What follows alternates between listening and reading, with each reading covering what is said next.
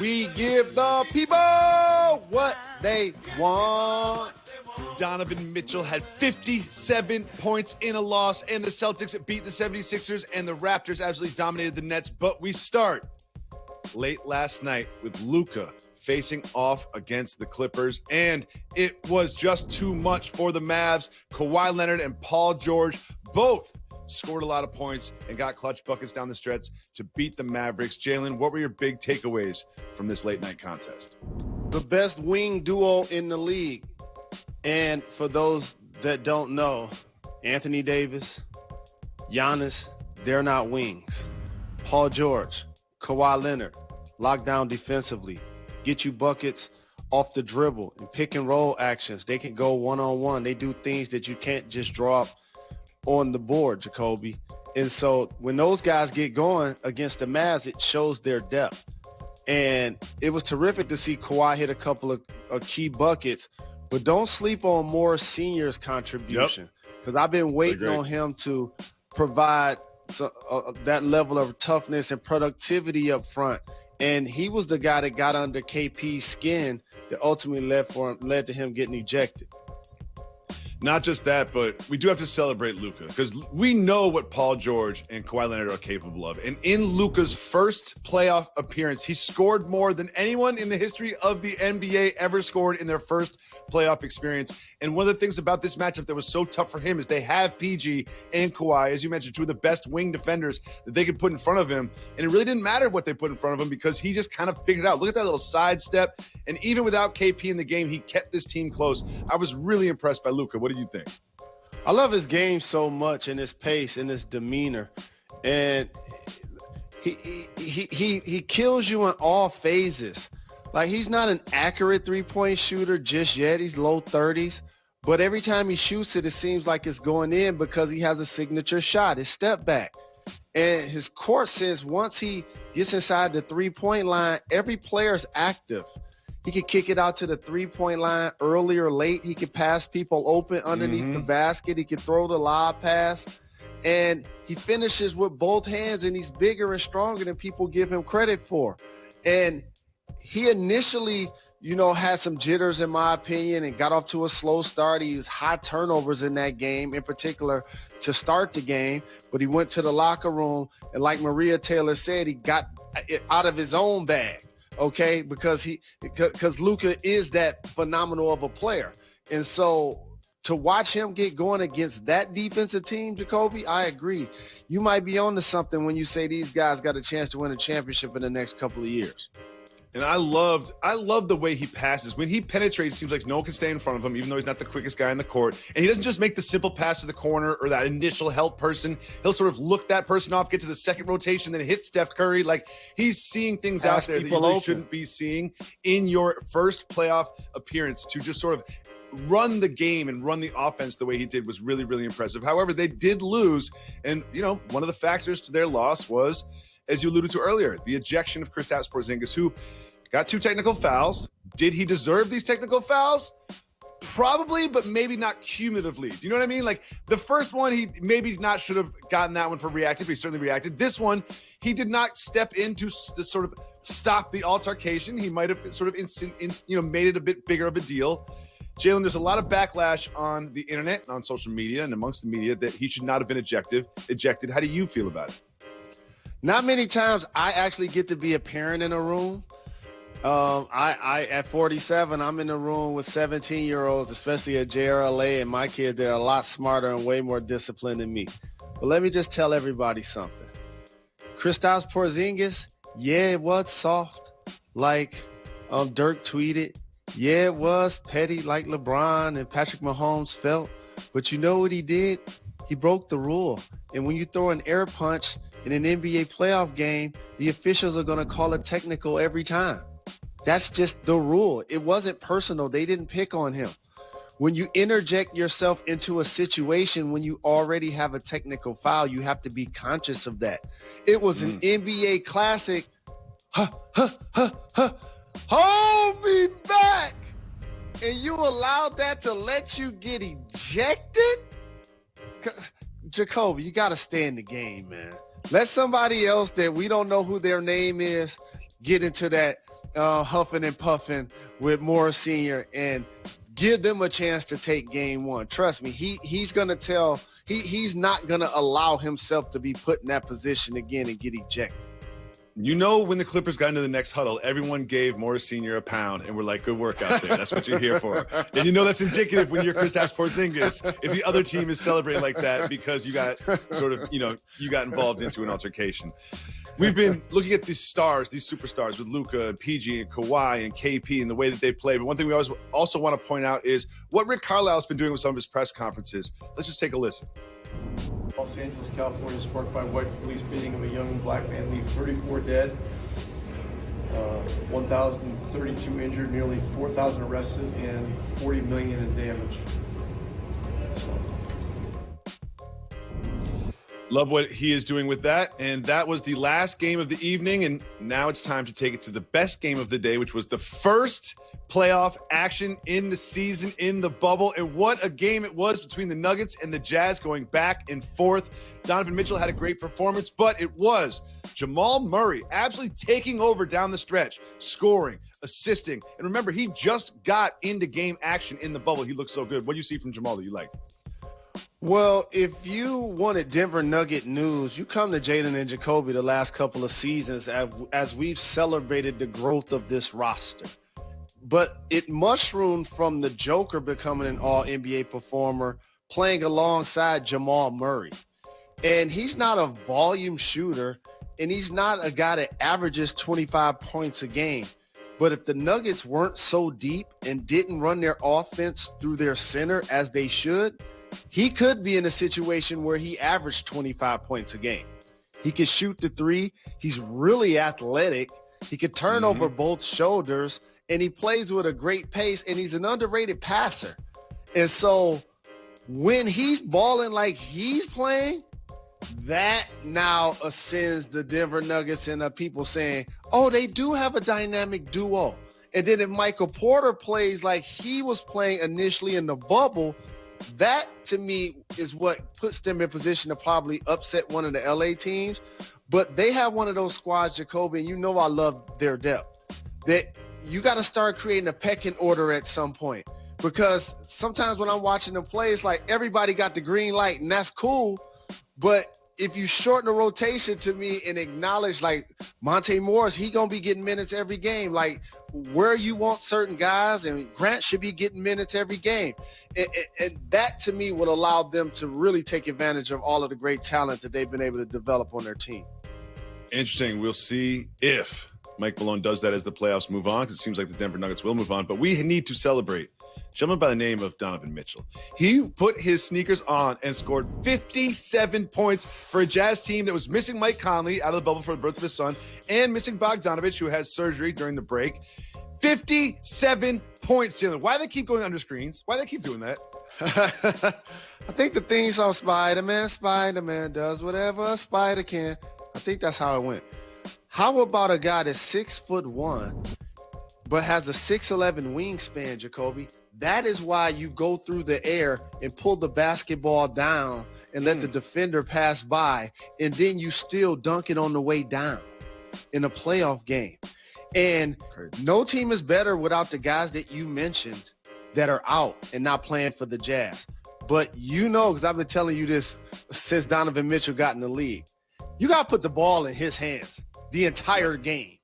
You got to have the ball in his hands. Saw what happens? That's his advantage. When it happens. Yeah, that's his advantage. Just think about this. He and Mike Conley are the same height. Okay, just think about that for a second. So they play vastly different. Okay, he's herky-jerky. He plays above the rim. He split screens. He's like really nifty. He need to have the ball all of the time. And so we learned that in the playoffs again last year. We're seeing it again in the playoffs this year.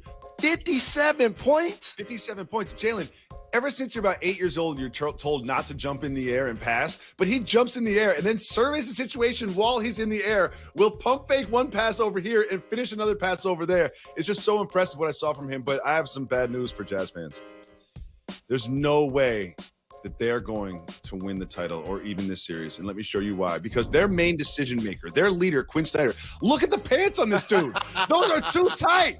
Those pants are way too tight around the ankles, not wearing any socks. Like that, if you made that decision when you got dressed, I do not trust you to make any decision after you made that decision when you got dressed. Jalen, will you be rocking the Quinn Snyder's pants next time you're on Countdown? Oh, man. Maturity is an amazing thing when you decide certain fads and or gimmicks that you're not going to follow and you're just going to own who you are. And one of the things I decided maybe 10 or 15 years ago is there will not be a day I'm jumping up and down trying to put my pants on. There will not be a day I'm laying on a bed trying to put my pants on. I am not going to be able to do it. As much as you and I are so proud that we never did the tight pants, we do have to look in the mirror and just recognize some of the gigantic pants that we wore in the late 90s. Because I had some parachute pants back in like 1998. Well, what had happened was... Jalen, we need you to take us behind the curtain.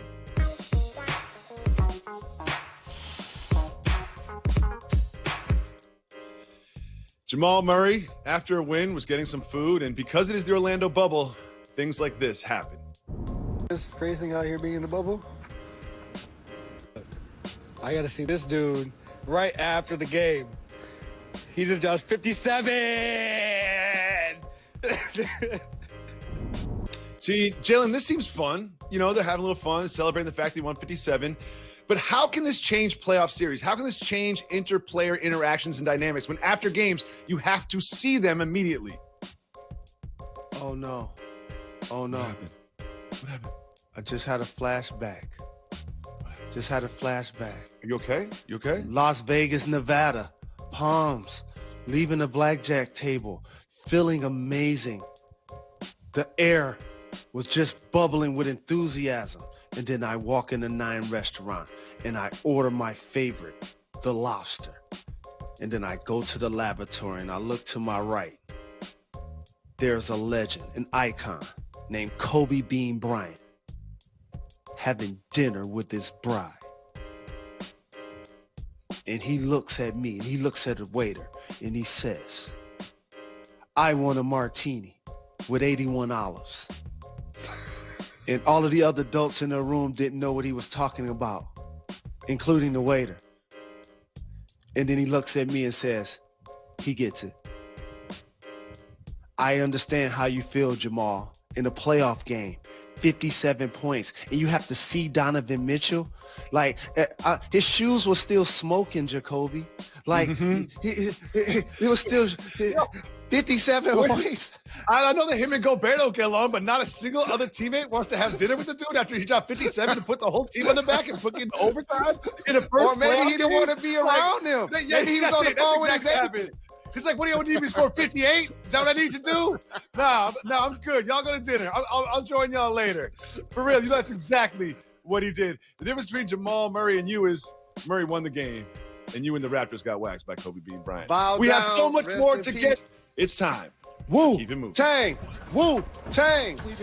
If you want to discuss the topic, stay, hit the brakes. If not, we will keep it moving. And we start with one of the most anticipated series of the postseason. Hit the brakes tonight. It is the Blazers against the Lakers. A lot of people are saying the Blazers could be upsetting the Lakers. What do you think? Superstar power, and I love it, Jacoby. LeBron James led the league in assists. Anthony Davis, All-NBA first team. Dame Dollar, top 5 dead or alive. I'm so enthusiastic about this. Nurkic had 20 and 20. Carmelo, LeBron, those dudes, I watched them play in high school, okay? They're playing against each other in the NBA game, in the playoffs, in 2020. I'm very excited. CJ McCollum balling clutch, making big buckets. This is going to be a great series. However, where the Lakers are strong, in particular on the wing with LeBron James and Kyle Kuzma and that height and that athleticism, and Anthony Davis that could play multiple positions up front. Dwight Howard is going to be blocking shots, and JaVale McGee is going to be catching lobs. They have so much depth. I think the Lakers will win in 5.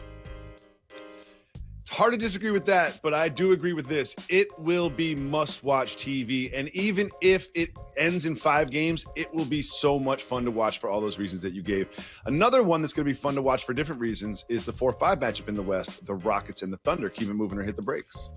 Hit the brakes. I love this series because I genuinely feel that Chris Paul really wants to prove to the Rockets that they shouldn't have traded him. And I really feel like he's going to get in the hold me back moment every single game in this series. I really think that's going to happen. I feel like this is going to be a rock fight, a contrast to styles. The Rockets want to go bombs away from 3. The Oklahoma City Thunder want to probe the defense and get the best shot. And sometimes that's mid-range. So you're looking then at the 2 best players, James Harden versus Chris Paul. They used to be teammates, Jacoby. If James Harden still wanted Chris Paul to be in Houston, he will still be in Houston. So Chris Paul's going to be fired up to play against them. And I just feel bad for Russell Westbrook. He don't get a chance to play against his former squad. I'm hearing that he's going to miss a couple of games. I wouldn't be surprised if he missed the entire series. But either way, it's going to be a long series. It's going to be a great one, and I just hope that my guy Steven Adams can stay on the floor because we're going to see Steven Adams trying to stay in front of James Harden, and I just hope he wins that matchup enough to stay on the floor. And now we go to 4-5 in the other conference. It is the Heat against the Pacers. We'll hit the brakes on this one, too. What do you think about the Pacers' chances in this one? I can't wait to see T.J. Warren go against Jimmy Butler in playoff action. Indiana and Miami, have their quasi-rivalry and have had multiple times where they face one another down in the regular season, but obviously they get created in the postseason. And then the Miami Heat, Jimmy Butler, Bam Adebayo's my most improved player, Duncan Robinson. They're such a much better team when he's on the floor. Your guy, Tyler Hero, there's a reason why the latter 2 guys are your favorite players. When are you going to put Duncan Robinson and Tyler Hero up on the wall? What do they got to do for you? They got to win MVP?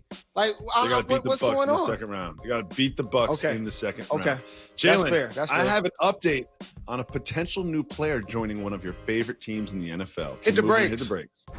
Dez Bryant is going to get the workout that he's always wanted. He seems like he's been asking for a workout for 3 years now. He's going to get one with the Ravens. Do you think he ends up in the purple and black? The wide receiver position has been one when the organizations could try to deem you as being loud and or outspoken to try to get you out of the game faster. We saw this happen with Dez. We saw it happen with Terrell Owens. Terrell Owens was just racing a cheetah, okay? And he's not in the league. So it's great for him to get this opportunity. Hopefully he's healthy and we'll see what happens. I think he got a head start and still lost to the Cheetah. Moving on. UNC football plans to play this season. Keep moving or hit the brakes. Hit the brakes on this. They announced that they're going to stop in-person instruction on campus on Monday, but they plan to play this fall. Do you think that's going to actually happen in real life? So let me get this right. So students aren't allowed to be on campus to go to class, but athletes are allowed to be on campus to play football. I'm fine with it. Just pay the players. Just pay the players. Just stop the shenanigans of student athletes. Let's negotiate. And don't talk to me about you can use your likeness now. Like, no, pay the players. Yeah. Not like, oh, you can go make money somewhere else from someone else. No, that's different. That's very different than you paying me. You telling me I'm allowed to make money somewhere else is not paying me. I want you, the university, to pay me, the player, because if no other students can come on campus, but I can come on campus, seems like a little inequity there. That's all I got to say. And like all human beings and adults and young adults, then they get to decide if they want to go to work during a pandemic or not. How about that? Jalen, Joel Embiid and the Sixers almost beat the Celtics without Ben Simmons. And I'm going to tell you what. Welcome back to Jalen and Jacoby. Jalen, Tatum and Brown of the Celtics were just too much for the 76ers without Ben Simmons. What do you think about this game and this series moving forward? Well, those are dynamic players, but you see who's playing defense in a couple of those plays? One of the most talented bigs in the league, Joel Embiid. And 40 points is what he's going to need to help keep his team in this series and to make it a long one. The problem is his injury history and his conditioning probably is not going to be up to par to not only be that anchor in the paint offensively, but be a pick and roll defender on the other end against multiple offensive players. They're going to try to have him engaged in that action. He played pretty well. He's just got to take more than 15 shots. You just have to take more than 15 shots if you're Joel Embiid with this Sixers roster. He will. Against such a small team as the Celtics. I expect a big game from him in game 2. He will still need Tobias, my nephew, family, and Al Horford to show up in ball too, though.